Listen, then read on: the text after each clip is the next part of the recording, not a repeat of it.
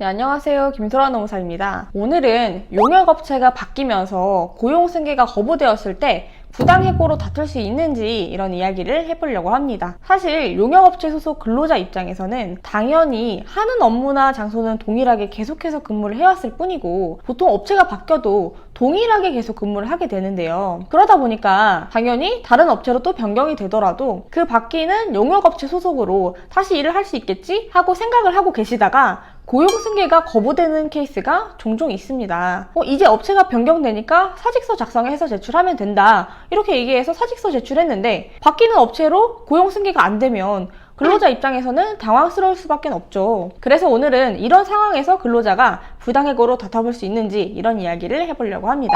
결론적으로 말씀을 드리면요. 근로자에게 고용승계 기대권이 있음에도 불구하고 합리적인 이유 없이 고용승계가 거부되었다면 부당해고로 인정받을 수 있습니다. 여기서 핵심은 고용승계 기대권이 있냐 이거인데요. 고용승계 기대권이 있는지는 계약서에 근로자 고용승계를 한다라고 하는 조항이 있는지 아니면 기존 관행은 어떤지 그리고 해당 근로자가 수행하는 업무가 상시적인 업무인 건지 이런 부분들을 종합적으로 고려해서 판단을 합니다. 실제로 고용승계 기대권이 인정이 된 사례를 살펴보면요. 경남지방노동위원회 판정 요지인데요. 소속 근로자 업무 내용이 변동되지도 않고 용역업체 변경이 되면서 신규 채용 절차도 진행을 안 했다. 이런 점들을 볼 때 근로자 입장에서는 나도 당연히 고용승계 되겠거니 라고 생각을 했을 것이다. 즉 고용승계 기대권이 인정이 된다. 그럼에도 불구하고 합리적인 이유 없이 고용승계를 거부했기 때문에 이거는 부당해고다. 이렇게 인정이 되었습니다. 또 다른 케이스를 보면요.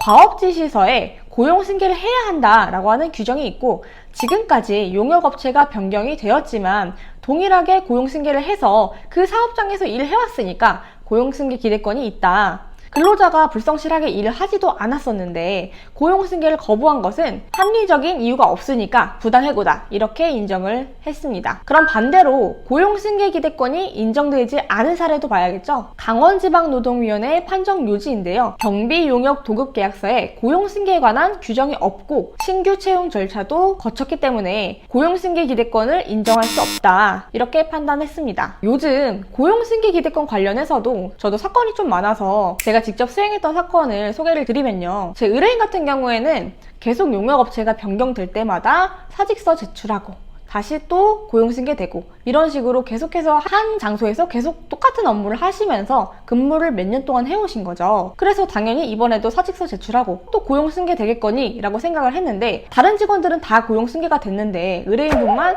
고용승계가 거부된 상황이었던 거죠. 근데 이 사건 같은 경우에는 다행히 고용승계에 관한 규정도 있었고요. 관행도 이미 형성이 되었기 때문에 고용승계 기대권은 거의 인정이 되는 방향이었고요. 다만 의뢰인분도 그렇고 회사도 그렇고 화해를 해서 적정한 선에서 합의를 하기를 원했기 때문에 화해로 사건은 마무리가 되었습니다. 사실 고용승계 기대권이라고 하는 게 쉽게 인정되지는 않는데요. 애매한 측면이 있다 보니까 고용승계 기대권을 인정받을 수 있는지 이런 여부는 정확한 상담을 통해서 확인해 보시는 걸 추천드립니다. 상담이 필요하신 분들은 아래 고정 댓글 클릭해 주시고요. 오늘도 도움이 되셨다면 구독, 좋아요 부탁드립니다.